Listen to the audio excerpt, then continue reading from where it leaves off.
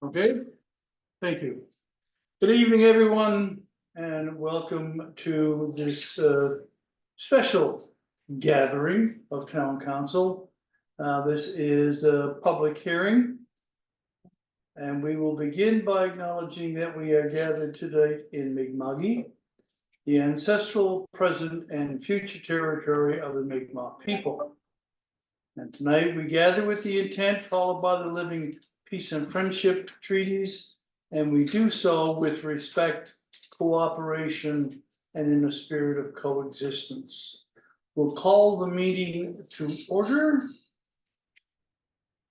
And you have an agenda that was emailed out to you. This is the public hearing agenda.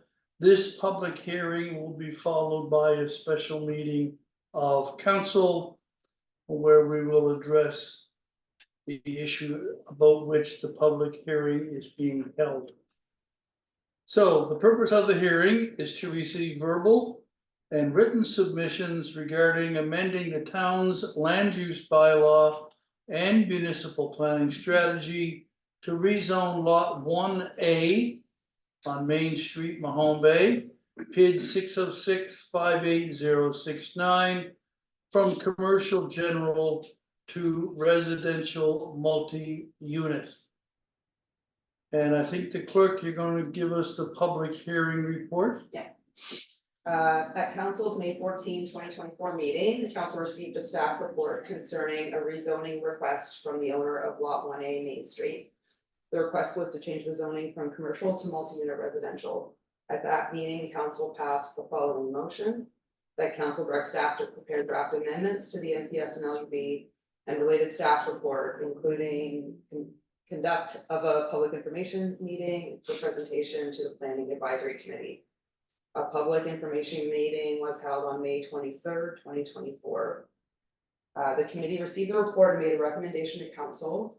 At council's June 27th, 2024 meeting, they received the recommendation and passed the following motion: that council amend the MPS and LUB to rezone the property at lot 1A Main Street, PID 606-58069, to residential multi-unit and schedule a public hearing.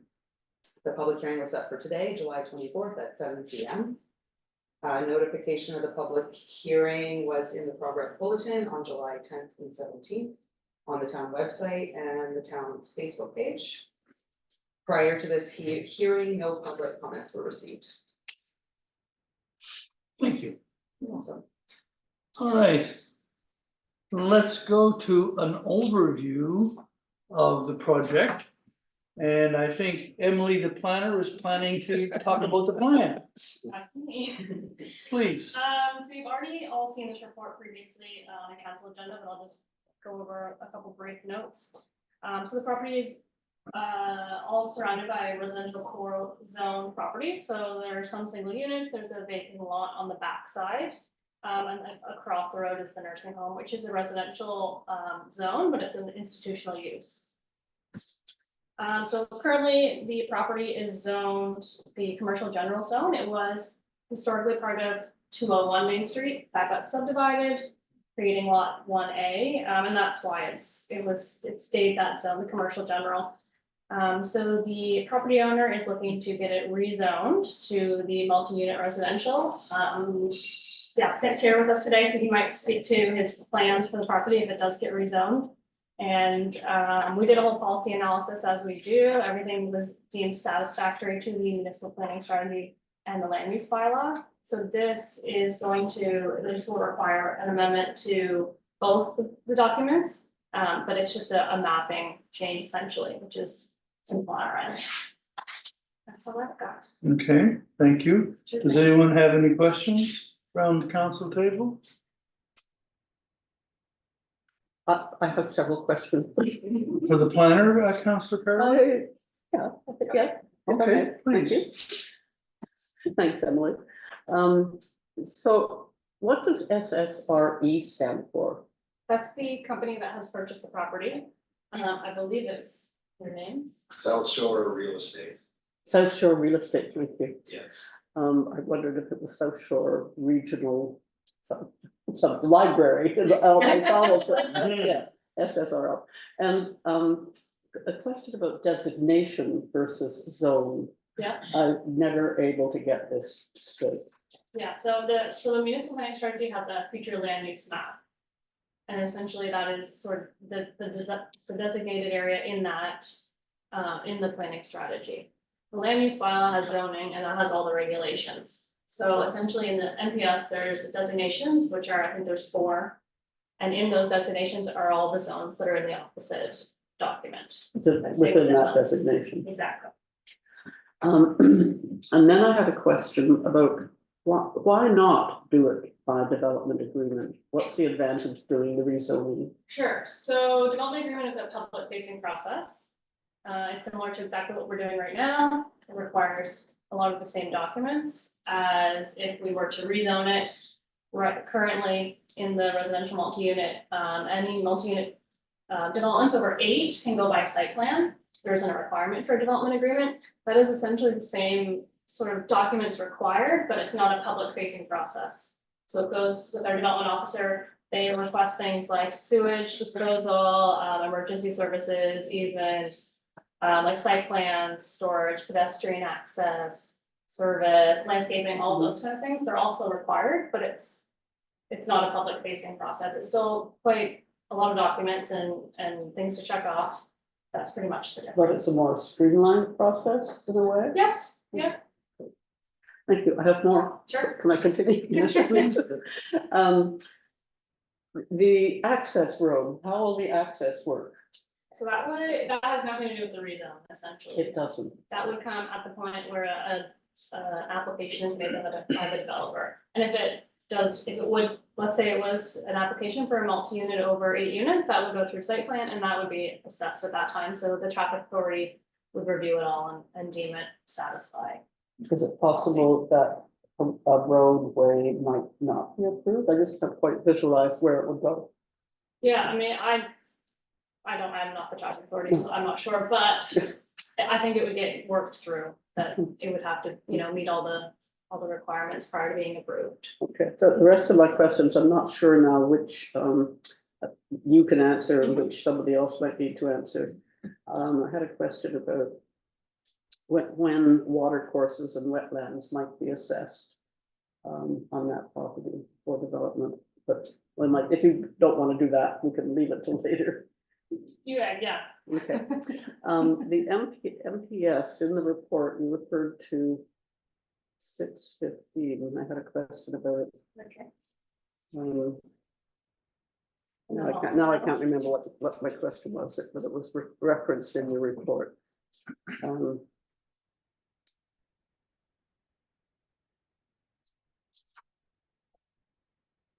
I think it goes back to the designation in the zone. Emily, don't worry about it, because I You can't. can always ask me. So then there was 626. Yeah. F, as in French. How, when would water and sewage and pollution, erosion, flooding, etc. How would that be addressed and when?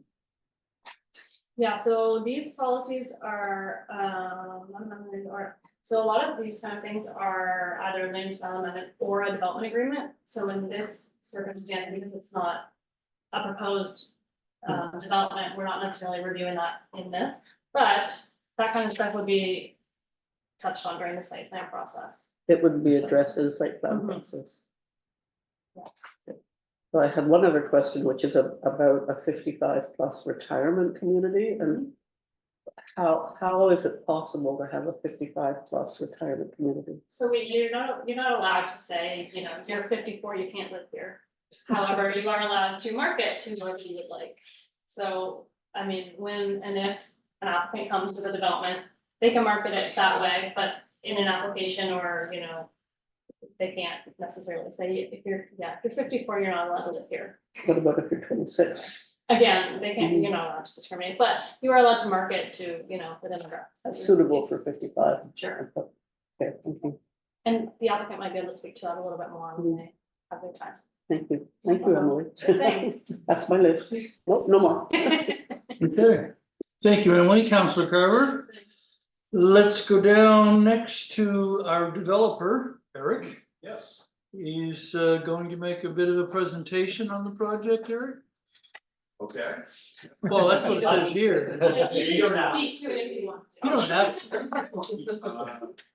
Sure draw a crowd. Are there people online watching this? Is that how this works? It's not live, it's just recorded. It's No, recorded. It's just us. It'll be on one tomorrow. Oh, okay. Perhaps you'd consider questions from the members of council instead of a. Well, sure, I can give an overview. Okay. So SSRE, as the name stipulates, South Shore Real Estate. We've got some ties down this way. My grandfather grew up in Long Bay, and my wife's family's from Pinehurst, and so we own a cottage in Somerville, and so yeah, we've started. We're a very small development organization. In fact, we've only got one other project working right now, and this is in Milton on the Mersey, and kind of going through a similar process, very smooth, with residents as well as the municipality. So, you know, we are not ones to come in and say, and I think Dylan would probably agree, we're pretty consultative and we take in as much feedback as possible. To your 55 plus, yeah, it's really marketed that way, just so that if you're 28 and you want to move in, hey, these are gonna be your neighbors, right? So that everybody's kind of happy. But we see an opportunity for retirement communities on the South Shore. We're not interested in anything else at this point, SSRE. So Lunenburg, Mahone Bay, Liverpool, that's probably the areas that we're gonna focus on because we feel there's a market. We've got the demographic working for us. And so that's where we're headed. So this, we would envision, and we've already started some planning with the architect and construction management firm. So we've had a few meetings. We're basically just considering a site plan and kind of planning location and access and that sort of thing at this point, which will all be clearly articulated in the site plan presentation. Yeah, we feel that there's a terrific market for folks that have beautiful stately homes, whether it's in Mahone Bay or surrounding areas, that would like to sell, but they don't really have anywhere else to go. And that's what we're seeing in little old Milton. You know, of the 15 units, I think 12 of them are Milton residents that are saying, thank God, now we've got a place to go. So that's kind of our goal, is to really, provide housing. And in some cases, maybe bring in some other folks, maybe from other provinces to help with the help with economic challenges that we're all facing, some headwinds. So what we'd like to do is design something very nice. This will not be on the affordable side of things. It will probably have, things like underground parking and kind of a party room concept and nice fixtures, nice finishes, that sort of thing, with lots of storage to really meet that demographic. So that's what we're all about. Yeah, I'd love to entertain any questions from anyone. Councillor Carter. And it's rental, not condo. Rental, these are Rental, yeah. purpose-built rentals. Yes, that's right. Is your building pet friendly? Yes. Yeah. For example, our building in Milton, we said, pets up to 25 pounds kind of thing. And in Milton, we said no smoking, that's under 25 pounds. So that covers that now. Okay. Yeah. Yes, Do you know what height you're looking at for this project? it will be, I think it's a maximum of 44 feet. 13.5 meters, so it will not exceed that. So we'll be within the It's not site. a 20-story building like I've heard. You've heard? I've heard. Rumor mill is. Yeah. Just kidding. No, definitely not. No, we're staying within the site plan criteria. Okay. Just to note, site plan approval, there's no sort of negotiation of the development agreement, so the rules are the rules. Yeah, so we recognize that if we exceed them, we have to go to a development agreement, which opens up for further scrutiny. That's right. So these kind of like 1 bedroom, 2 bedroom type things, or Well, so what was, so in Milton, we have 1,000 to 1,100 square foot, 2-bedroom, 2-bathroom. All of them have a beautiful view of the Mersey River, right? So we kind of lucked out on that one.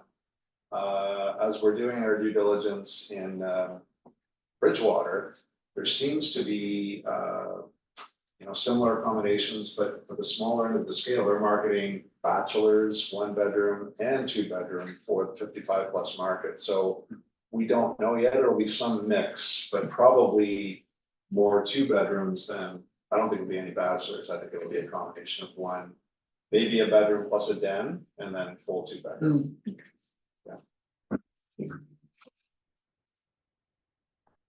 Okay. Anyone else? Eric, anything you'd like to add? I really appreciate the process, and we try to be as transparent and open as possible. So as we continue to go through our process, any feedback, market research that would be helpful for us. This won't be our last, maybe not even in the whole day. We don't know, but we plan on continuing this process. So, but thank you all for your stewardship and seeing this through. We appreciate it. Thank you. Thank you. All good news. Okay.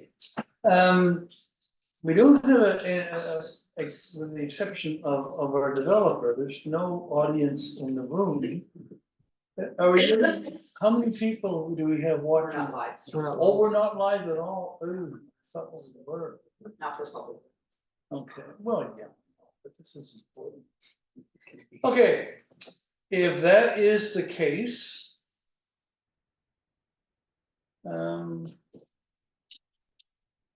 Would you give us the second reading? Oh, we need to. We gotta go We gotta go into the meeting for that, okay. Past the emotional 15-minute Yeah. threshold, so Yeah, in case and anybody was late coming in the door. no other submissions to make in respect to the proposed amendment. Entertain a motion to adjourn. So, Moved by Councillor Wilson, seconded by Councillor Now, all in favor.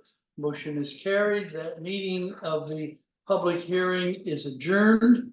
Let's go to the agenda for the town council meeting, which will follow directly on the heels of the public hearing. And again, we will begin by acknowledging that we are gathered in Mi'kma'ki, the ancestral, present, and future territory of the Mi'kmaq people. And tonight we gather with the intent followed by the living peace and friendship treaties, and we do so as always with respect, cooperation, and coexistence. We will call the meeting to order, and you have an agenda. Mayor, I'd move that we approve the agenda as submitted. Thank you, seconded by Councillor Carver. On the question, all in favor, motion is carried. We have the municipal planning strategy and land use bylaw amendment. I believe you before have. the clerk first, so Hmm? before the clerk first. Oh, look at that. Report of the clerk. Why is, Just in why would case you she, forgot what to why say. would she be here? Please, clerk, A public hearing was held on July 24th. that's good 2024, news. To receive verbal and written submissions regarding amendments to the town of Como Bay's land use bylaw and municipal planning strategy. One member of the public was in attendance, the developer. 0 members of the public presented comments. 0 written submissions were received prior to the hearing, and 0 written submissions were received at the hearing. And the hearing adjourned at 7:17 p.m. Gee, wasn't much. Well, thank you for that. To the motion. To the second reading. Mayor, I'd move that we provide second reading to the municipal planning strategy and land use bylaw amendment. Thank you. Seconded by Councillor Carver. You heard the motion, moved and seconded. On the question. All in favor? Motion is carried. The amendment is approved. With that, we have reached the end of our agenda. The meeting is adjourned. Shortest meeting. Painless. Shortest meeting in history.